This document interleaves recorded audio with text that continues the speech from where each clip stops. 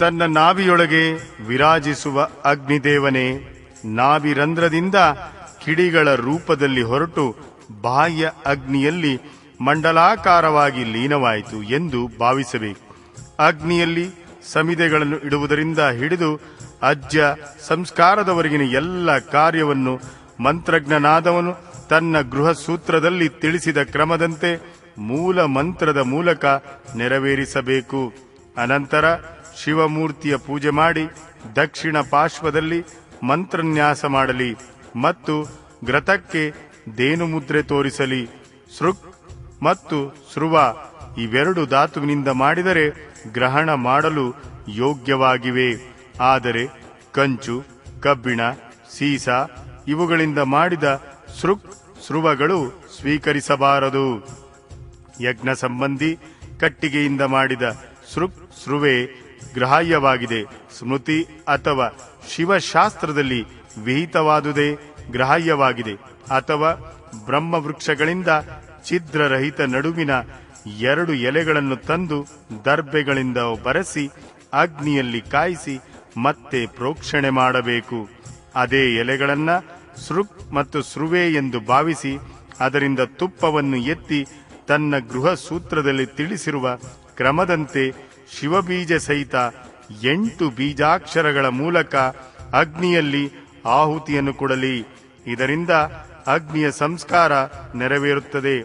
ಆ ಬೀಜಗಳು ಭ್ರೂಂ, ಸ್ತೂಂ, ಭ್ರೂಂ, ಶ್ರೂಂ, ಪೂಂ, ಡ್ರೂಂ, ದ್ರೂಂ ಹೀಗೆ 7 ಆಗಿವೆ. ಇದರಲ್ಲಿ ಶಿವಬೀಜ ಓಂ ವನ್ನು ಸಮ್ಮಲಿತ ಮಾಡಿದಾಗ 8 ಬೀಜಾಕ್ಷರವಾಗುತ್ತದೆ.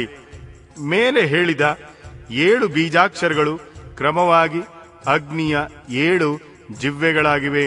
ಅದರ ಮಧ್ಯಮ ಜಿವ್ವೆಯು ಹೆಸರು ಬಹುರೂಪ ಎಂದಾಗಿದೆ.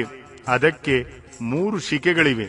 ಅವುಗಳಲ್ಲಿ ಒಂದು ಶಿಖೆಯು ದಕ್ಷಿಣದಲ್ಲಿ ಮತ್ತೊಂದು ವಾಮ ದಿಕ್ಕಿನಲ್ಲಿ ಪ್ರಜ್ವಲಿಸುತ್ತದೆ.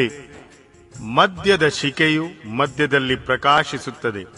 ಈಶಾನ್ಯದಲ್ಲಿರುವ ಜಿಹೆಯು ಹೆಸರು ಹಿರಣ್ಯ ಆಗಿದೆ. ಪೂರ್ವ ದಿಕ್ಕಿನಲ್ಲಿರುವ ಜಿಹ್ವೆ ಕನಕ ಹೆಸರಿನಿಂದ ಪ್ರಸಿದ್ಧವಾಗಿದೆ.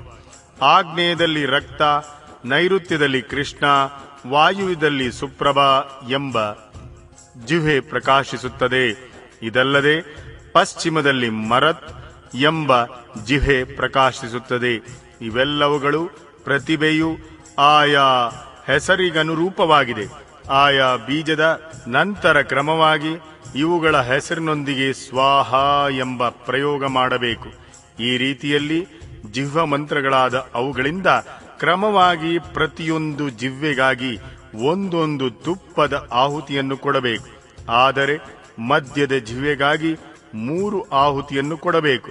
ಕುಂಡದ ಮಧ್ಯಭಾಗದಲ್ಲಿ ರಂ ವನ್ನಯೇ ಸ್ವಾಹ ಎಂದು ಹೇಳಿ 3 ಆಹುತಿಗಳನ್ನು ಕೊಡಬೇಕು. ಈ ಆಹುತಿಗಳನ್ನು ತುಪ್ಪದಿಂದ ಅಥವಾ ಸಮ್ಮಿತ್ತುಗಳಿಂದ ಕೊಡಬೇಕು. ಆಹುತಿಗಳನ್ನು ಕೊಟ್ಟ ಬಳಿಕ ಅಗ್ನಿಯಲ್ಲಿ ನೀರನ್ನು ಸಿಂಪಡಿಸಬೇಕು.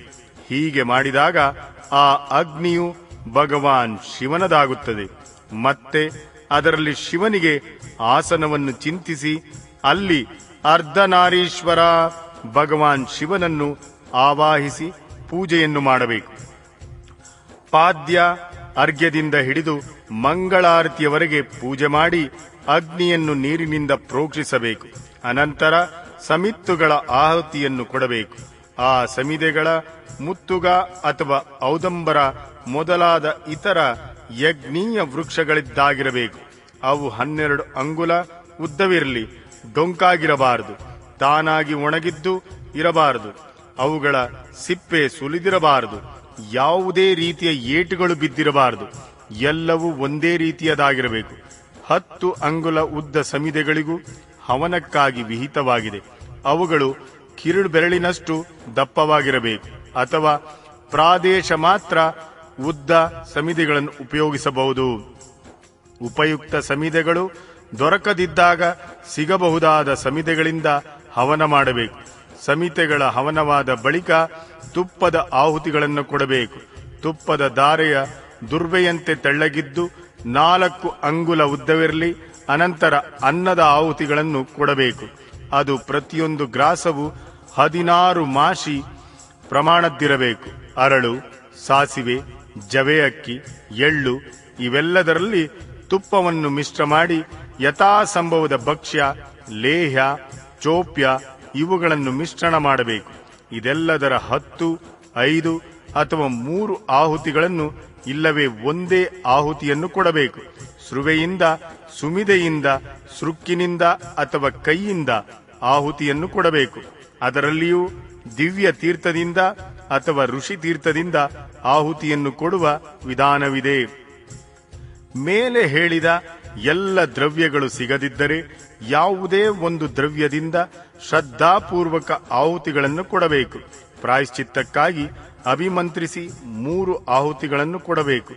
ಮತ್ತೆ ಹೋಮದಲ್ಲಿ ಉಳಿದ ತುಪ್ಪದಿಂದ ಸೃಕ್ಕನ್ನು ತುಂಬಿ ಅದರ ಅಗ್ರಭಾವದಲ್ಲಿ ಹೂವು, ದರ್ಬೆಯನ್ನಿಟ್ಟು ಸೃವೆಯನ್ನು ಕೆಳಮುಖವಾಗಿ ಮುಚ್ಚಿ ನಿಂತುಕೊಂಡು ಅದನ್ನು 2 ಕೈಗಳಲ್ಲಿ ಹಿಡಿದು ಓಂ ನಮಃ ಶಿವಾಯ ವಶೌಟ್ ಎಂದು ಉಚ್ಚರಿಸುತ್ತಾ ಜವೆ ಅಕ್ಕಿಯ ಪ್ರಮಾಣದಲ್ಲಿ ತುಪ್ಪದ ಧಾರೆಯಿಂದ ಆಹುತಿಯನ್ನು ಕೊಡಬೇಕು.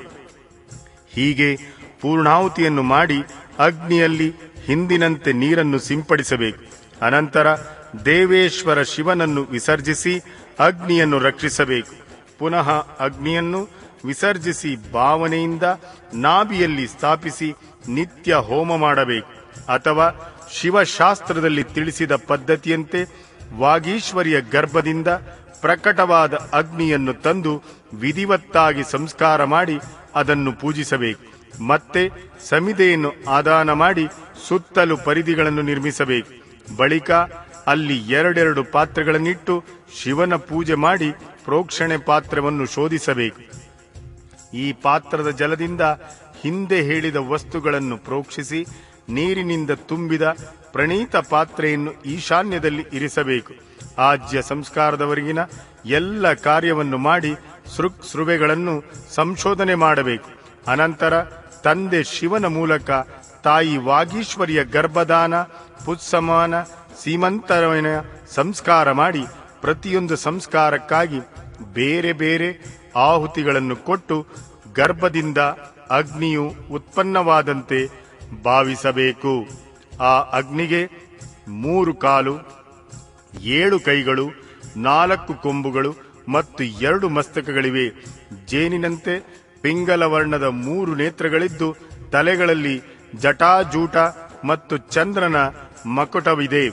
ಅವನ ಅಂಗಕಾಂತಿಯು ಕೆಂಪಾಗಿದ್ದು ಕೆಂಪು ಬಣ್ಣದ ವಸ್ತ್ರ, ಚಂದನ, ಮಾಲೆಗಳು ಮತ್ತು ಆಭೂಷಣಗಳು ಅವನ ಶೋಭೆಯನ್ನು ಹೆಚ್ಚಿಸಿವೆ. ಎಲ್ಲಾ ಕ್ಷಣಗಳಿಂದ ಸಂಪನ್ನ, ಯಜ್ಞೋಪವೀತಧಾರಿ ಹಾಗೂ ತ್ರಿಗುಣ ಮೇಕಲೆಯಿಂದ ಕೂಡಿರುವನು. ಅವನ ಬಲದ ಕೈಗಳಲ್ಲಿ ಶಕ್ತಿ, ಸೃವೆಗಳಿವೆ.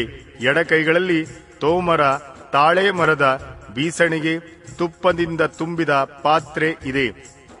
ಈ ಆಕೃತಿಯಿಂದ ಉತ್ಪನ್ನವಾದ ಅಗ್ನಿದೇವರನ್ನು ಧ್ಯಾನ ಮಾಡಿ ಅವನ ಜಾತಕರ್ಮ ಸಂಸ್ಕಾರ ಮಾಡಬೇಕು.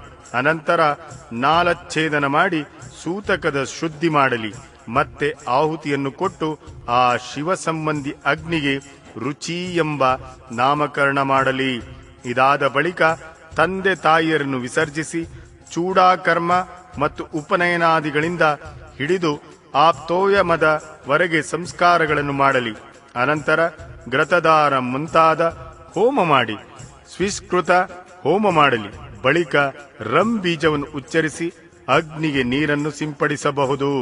ಪುನಃ ಬ್ರಹ್ಮ, ವಿಷ್ಣು, ಶಿವ, ಈಶ, ಲೋಕೇಶ್ವರ ಗಣ ಮತ್ತು ಅವರ ಅಸ್ತ್ರಗಳನ್ನು ಕ್ರಮವಾಗಿ ಪೂಜೆ ಮಾಡಿ ಧೂಪ, ದೀಪ ಇವುಗಳ ಸಿದ್ಧಿಗಾಗಿ ಅಗ್ನಿಯನ್ನು ಬೇರೆಯಾಗಿ ತೆಗೆದು ಕರ್ಮವಿಧಿಯನ್ನು ಬಲ್ಲ ಪುರುಷನು ಪುನಃ ತುಪ್ಪದಿಂದ ಕೂಡಿದ ಹಿಂದೆ ಹೇಳಿದ ಹೋಮ ದ್ರವ್ಯವನ್ನು ತಯಾರಿಸಿ ಅಗ್ನಿಯಲ್ಲಿ ಆಸನದ ಭಾವನೆ ಮಾಡಲಿ ಮತ್ತು ಅದರ ಮೇಲೆ ಹಿಂದಿನಂತೆಯೇ ಮಹಾದೇವ ಹಾಗೂ ಮಹಾದೇವಿಯನ್ನು ಆವಾಹಿಸಿ ಪೂಜಿಸಿ ಪೂರ್ಣಾತಿಯವರೆಗೆ ಎಲ್ಲ ಕಾರ್ಯವನ್ನು ನೆರವೇರಿಸಲಿ. ಅಥವಾ ತನ್ನ ಆಶ್ರಮಕ್ಕಾಗಿ ಶಾಸ್ತ್ರವಿಹಿತ ಅಗ್ನಿಹೋತ್ರ ಕರ್ಮವನ್ನು ಮಾಡಿ ಅದನ್ನು ಭಗವಾನ್ ಶಿವನಿಗೆ ಸಮರ್ಪಿಸಲಿ.